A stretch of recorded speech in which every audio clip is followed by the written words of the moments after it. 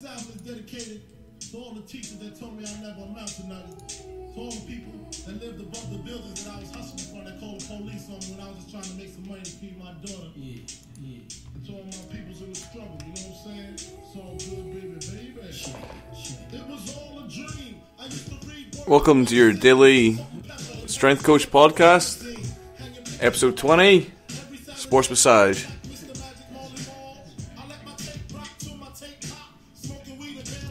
Hello and welcome to episode 20, or at least, it's episode 20, should be.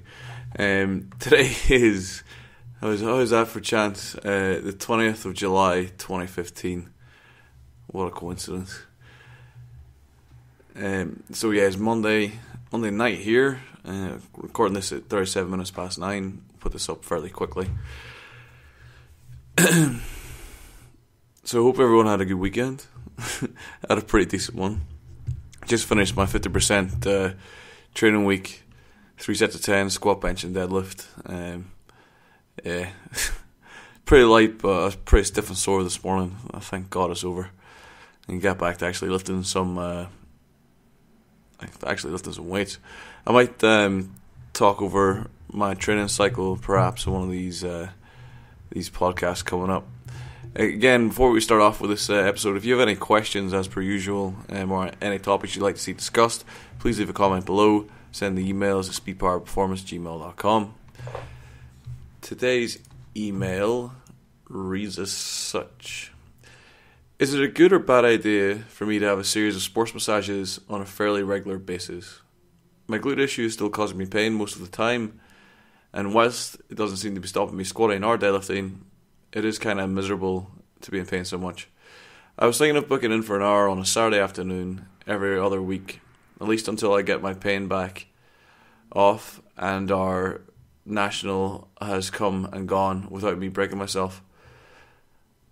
I'm never entirely sure how to deal with sports massage, i.e. how close before or after training, to be honest. Saturday at 2 p.m. seems to make sense in my head, because it's about 76 hours before our next training session and just after the heaviest session of the week. Question ends. So first of all, I do think massage and sports massage are drastically underutilized tools within the powerlifting community, or probably not within the strength community as a whole. Certainly something that gets used in weightlifting quite a lot. With it being inside a professional setup probably helps that a lot. And I'm sure there's a few strongmen who are professional, or a few bodybuilders who are professional. I know Ronnie Coleman, you would see his chiropractor pretty much on a daily basis, although not quite sports massage, it's fairly similar sort of thing. He had something like 2 or 3 protruding discs, and he still did his heavy workouts. He still whether that was just for show on the video or whether he worked out like that all the time, that's another question. But certainly he seemed to utilize that chiropractor quite a lot, at least going off his training DVDs, which are awesome, by the way. If you've not seen them, definitely worth a look. Probably some of the best bodybuilding training DVDs you'll see. But yeah, sports massage in general, it's like people try to use the foam rollers and the balls and whatnot. You're basically just doing a ghetto version of sports massage, and not really getting the proper benefit you could do. Now, I know if any of my physio friends out there are watching or listening to this, you'll probably be pretty quick to point out the lack of evidence in the favor of sports massage. But in the world of sports science, a lack of evidence doesn't mean it doesn't work. I would venture sports science evidence isn't really that great evidence in the first place. I would probably concede that even if it is placebo, it is definitely worth investing in, because it's some of the best placebo that I've ever engaged in. I know it, anytime I've ever had any work done, any kind of significant sports massage work, I always feel phenomenal afterwards. I just seem to move so much better and just feel a lot stronger. So from my own personal point of view, I think is if you take your lifting seriously, I'd say it's fairly integral to be able to lift to the highest level you can lift to.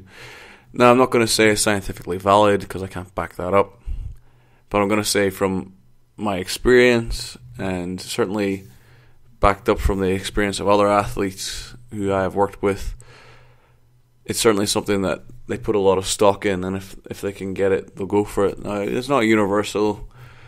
Not all athletes will sign up with it, but I would certainly say out of all of the recovery, in air quotes, methodologies that gets used, it's certainly the one that I personally would put the most stock in. And that's probably just my own preferential bias speaking there, because it's pretty much the only kind of recovery method that I've used and had a lot of success from. Now, if you talk to your massage therapist or you talk to a physiotherapist, my guess is they will probably tell you the best time to get a sports massage done is before a rest day, because it does beat up the body quite a lot. They often sort of say you'll be stiff and sore the next day after a quite deep sports massage, because they do get in quite deep, as a deep sports massage probably alludes to.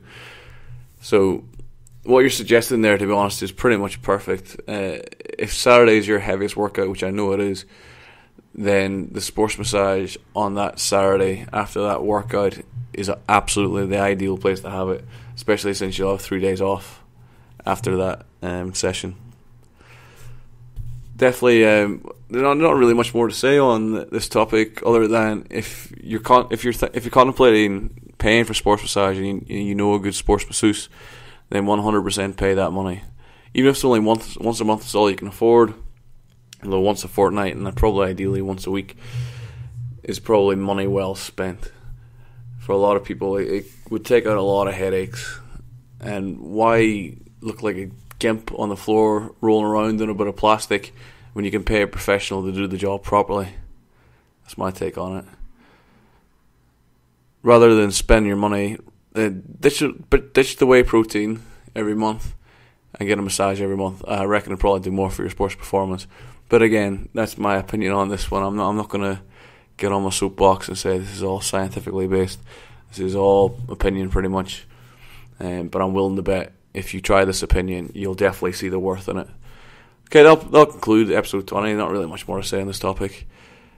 Hope you've all had a nice Monday, and I'll catch you tomorrow or in a minute for the next episode.